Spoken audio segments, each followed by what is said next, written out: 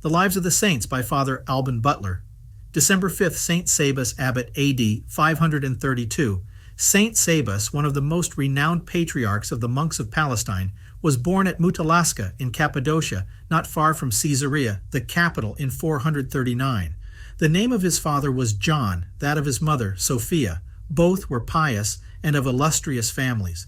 The father was an officer in the army, and being obliged to go to Alexandria in Egypt, took his wife with him and recommended his son Sabas, with the care of his estate, to Hermits, the brother of his wife. This uncle's wife used the child so harshly that 3 years after he went to an uncle called Gregory, brother to his father, hoping there to live in peace.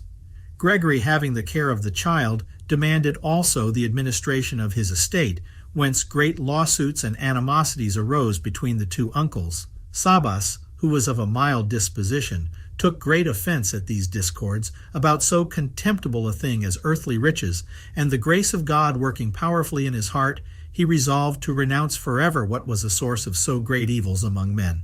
He retired to a monastery called Flavinia, 3 miles from Monastic, and the abbot received him with open arms and took great care to see him instructed in the science of the saints and in the rules of a monastic profession. His uncles, blinded by avarice and mutual animosity, were some years without opening their eyes, but at last, ashamed of their conduct towards a nephew, they agreed together to take him out of his monastery, restore him his estate, and persuade him to marry.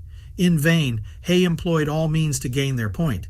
Sabas had tasted the bitterness of the world and the sweetness of the yoke of Christ, and his heart was so united to God that nothing could draw him from his good purpose.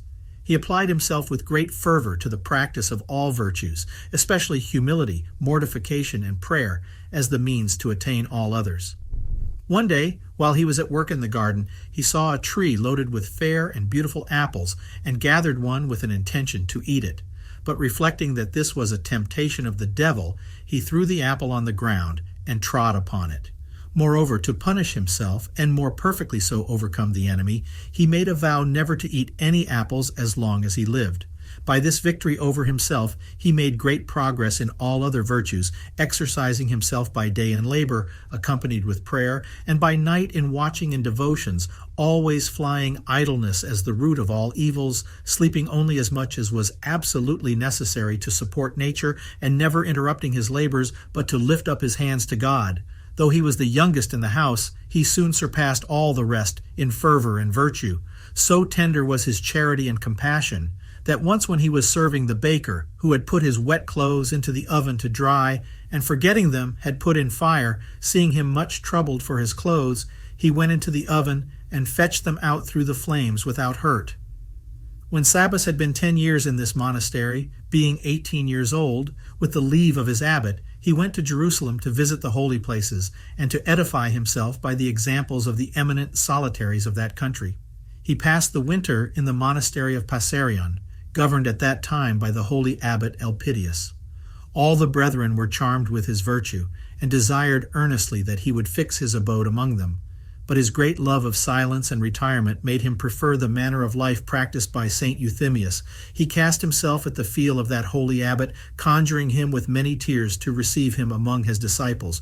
St. Euthymius judged him too young to continue in his laura with the anchorets, so extreme a solitude being only proper for the most perfect. For a laura consisted of a cluster of separate cells or hermitages in a desert.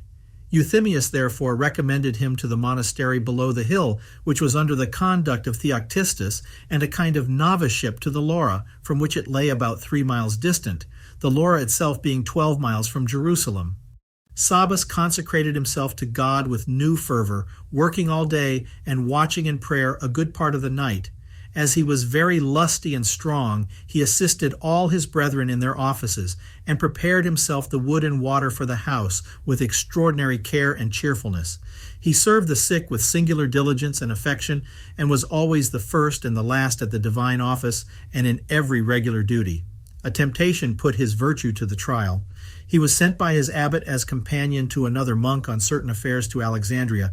There his parents knew him and desired to engage him to accept his father's post and estate in the world, but he gave them to understand that would be to apostatize from the service of God which he had chosen. They pressed him at least to accept a large sum of money for his necessaries. But he would only take 3 pieces of gold, and those he gave all to his abbot on his return.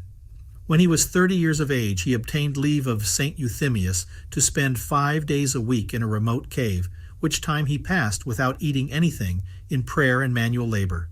He left his monastery on Sunday evening, carrying with him palm twigs, and came back on Saturday morning with 50 baskets which he had made, imposing upon himself a task of 10 a day. Thus he had lived 5 years, till St. Euthymius chose him, and won Domitian for his companions in his great yearly retreat in the deserts of Ruban, in which Christ is said to have performed his 40 days fast. They entered this solitude together on the 14th of January, and returned to their monastery on Palm Sunday. In the first retreat, Sabas fell down in the wilderness, almost dead with thirst.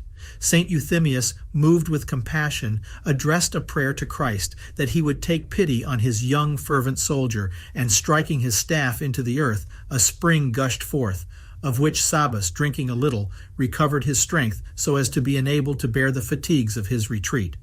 After the death of St. Euthymius, a relaxation of discipline crept into that monastery, on which account Sabas, sensible that a religious house in such a condition is like a general shipwreck in which everyone must save himself as he can, retired into a desert towards the east, in which St. Gerasimus lived.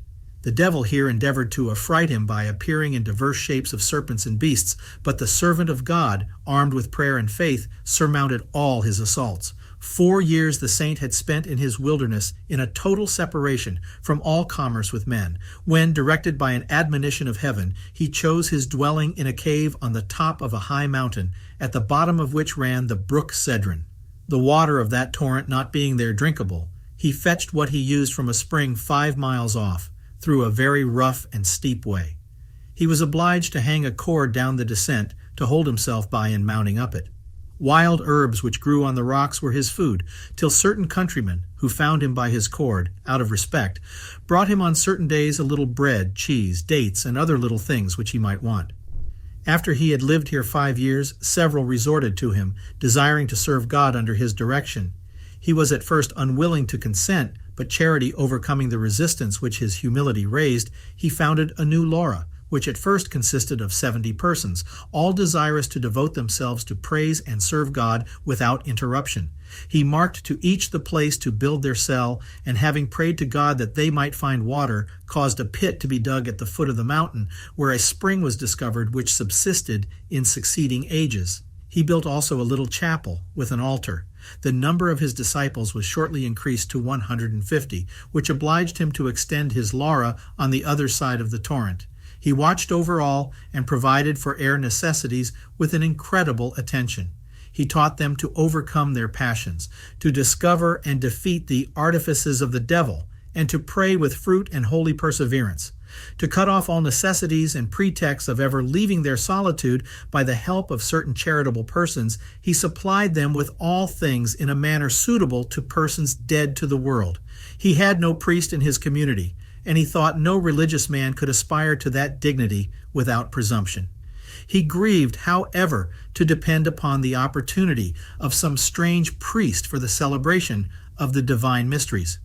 Certain factious spirits in the community formed a schism against their holy abbot, and accused him to Sallust, then lately made Bishop of Jerusalem.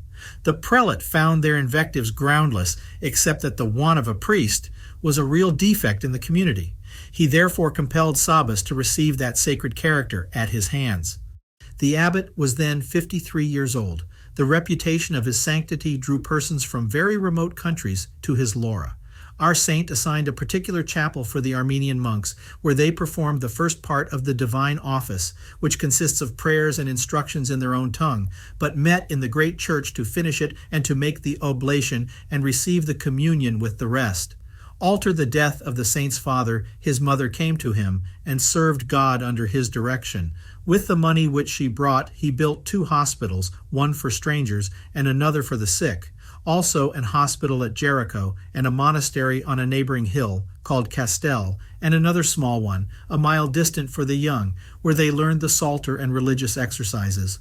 When they were perfect in these and ripe in years, he translated them to the house of Castel, and drew out of this nursery those that were most perfect into his Laura.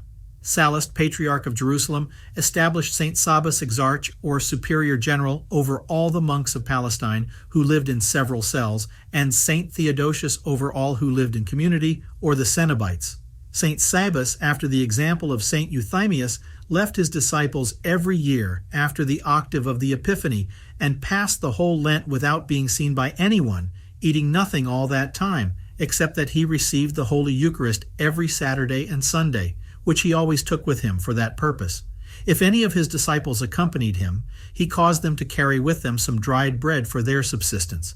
In one of these retreats he found a holy hermit who had lived on wild herbs without seeing any man 38 years. He had with him very edifying discourses, but the next year found him dead and buried him. The Patriarch Sallust dying in 493, the rebellious monks above mentioned went to his successor Elias, hoping that he would hear their complaints. Sabas was informed of their cabals, and not to be an occasion of others' malice, withdrew himself privately, saying that we must resist the devils, but yield to men for the sake of peace. He went into the desert of Scythopolis, near the river Gadara, where he went into a great cave to pray. It happened to be the den of a huge lion. At midnight the beast came in, and finding this guest, dared not touch him, but taking him gently by his garments, plucked him as if it had been to draw him out. The saint was no ways affrighted or troubled, but began leisurely and with much devotion to recite aloud the midnight psalms. The lion went out, and when the holy man had finished matins, came in again and pulled him by the skirts of his clothes as he had done before. The saint spoke to the beast and said the place was big enough to hold them both. The lion at those words departed, and returned thither no more. Certain thieves found St. Sabas in his cave, and were so moved by his example and discourses that they all embraced a penitential life. Many persons here again put themselves under his conduct, but finding himself distracted by their direction and by a number of visitants who resorted thither, he abandoned his cell to them.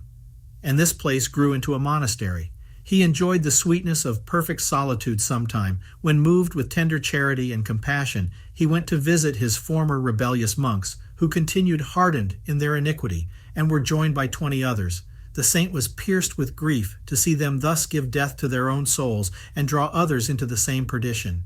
It seemed to him that he felt his own limbs torn from his body while he saw his monks separated from him. In order to soften their hatred and malice, he gave them every token of the greatest sweetness, tenderness, and goodness, but they were not yet to be gained. He left them a second time, to ask their conversion with greater fervor of the Father of mercies. He retired near Nicopolis, living some time under the boughs of a shady tree, the fruit of which furnished him with food, till the master of the field built him a cell and afforded him his scanty diet. Elias, the Patriarch, ordered Sabas to appoint a superior for the disciples whom he had gathered at Nicopolis, and to return to his Great Lavra, to which he sent his orders to receive him. The factious monks, in a rage, threw down a building which he had raised, and, after many disorders, left that place, and settled in certain old ruinous cells near the brook Theon.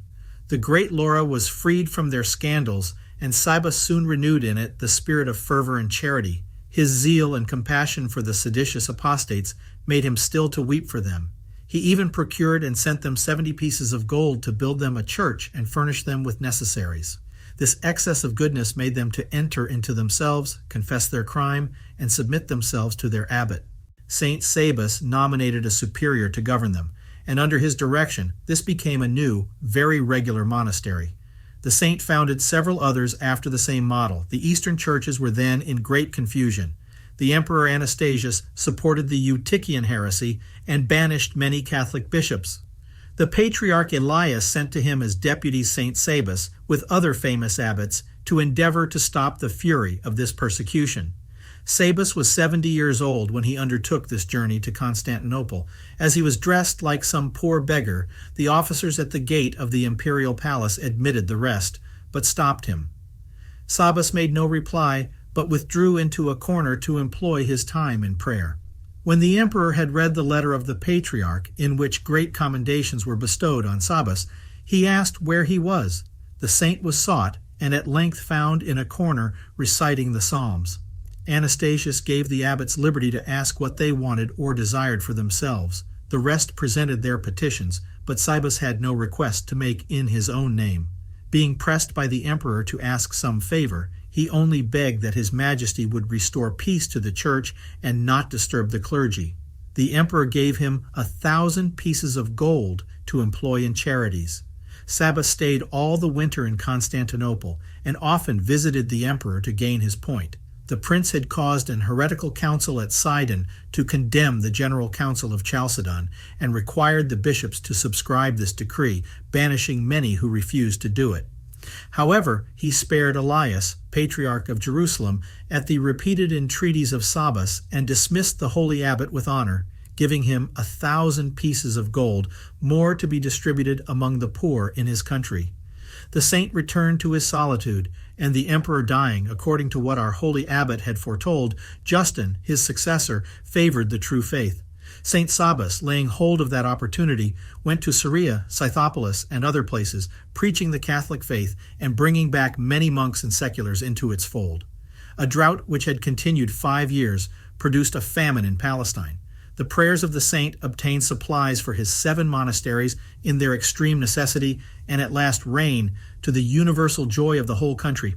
In the 91st year of his age, at the request of Peter, Patriarch of Jerusalem, he undertook a second journey to Constantinople in favor of the Christians of Palestine who had been calumniated at court. Justinian, who then occupied the imperial throne, received him with great honor, granted him all his requests, and offered to settle annual revenues for the maintenance of all his monasteries.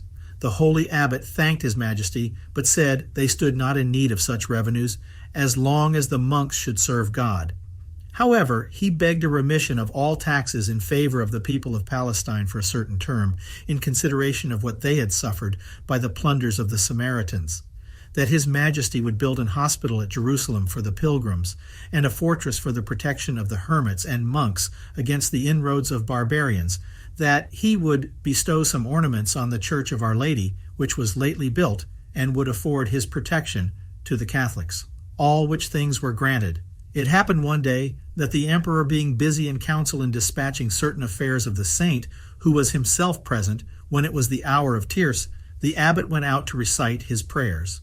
His companion, called Jeremy, said it was not well done to leave the emperor on such an occasion. "My son," replied Sabas, "the emperor does his duty, and we must do ours." So exact was he in all the rules of his state. Saint Sabas returned into Palestine with the imperial orders, which he delivered to the magistrates of Jerusalem, Scythopolis, and Caesarea, and saw everywhere put in execution. Soon after his return to his Laura, he fell sick. The patriarch persuaded him to suffer himself to be conveyed to a neighboring church, where he served him with his own hands. The pains of the saint were very sharp, but God supported him under them in perfect sentiments of patience and resignation. Finding his last hour approach, he begged the patriarch that he might be carried back to his Laura. He appointed Mellitus of Berytus, his successor, gave him excellent instructions, and then lay 4 days in silence, without seeing anyone, that he might entertain himself with God alone. On the 5th of December, in the evening, having received the Holy Communion, he departed to our Lord in 532, not 531, as Asimani demonstrates against Baronius, etc. Being 94 years old, he is commemorated on this day both in the Greek and Latin calendars. Saint Sabas met with persecutors among the monks, to whom his virtue seemed too scrupulous a severity, and these men were long insensible to his mild remonstrances and holy instructions, animated by the example of his admirable sanctity. How easily do men blind themselves in their passions and excuse to themselves, nay canonize, their more subtle vices, and how difficult is it for such sinners to be reclaimed. It is much easier to convert a notorious sinner than one who is falsely just. The one feels his miseries, the other crowns himself with his own hands, and like the proud Pharisee, makes his own panegyric or apology. This dreadful blindness is a frequent case. Men every day study by a false conscience to palliate crimes, and allow themselves many unjustifiable liberties under false pretenses. As St. Augustine complains, what our passions strongly incline us to, we often call holy.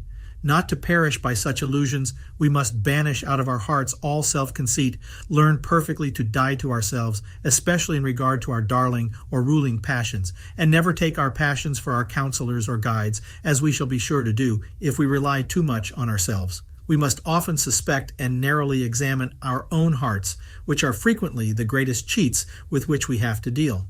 We are often imposed upon by other men, but 1,000 times oftener by ourselves.